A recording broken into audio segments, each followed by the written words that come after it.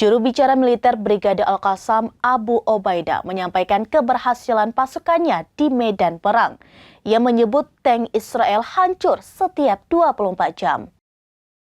Juru bicara militer Brigade Al-Qassam Abu Ubaidah pada Senin 4 Desember 2023 mengumumkan keberhasilan pasukannya di medan perang.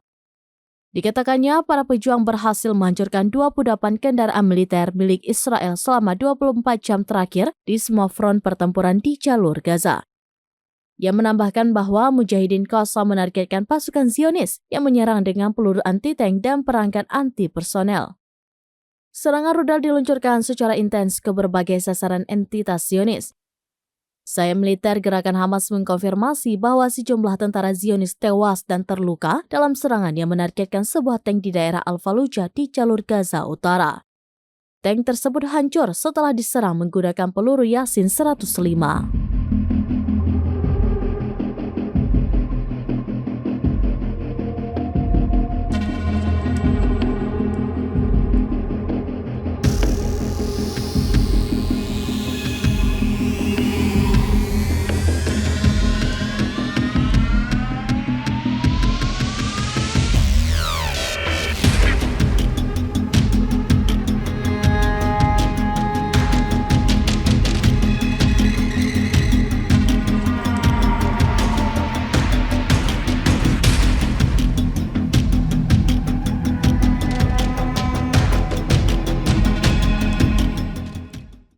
Demikian informasi terkini Syedar Alun. Saksikan terus beragam informasi lainnya. Jangan lupa like dan share seluruh akun serambinews.com.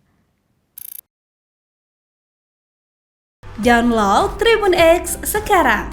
Menghadirkan lokal menjadi Indonesia.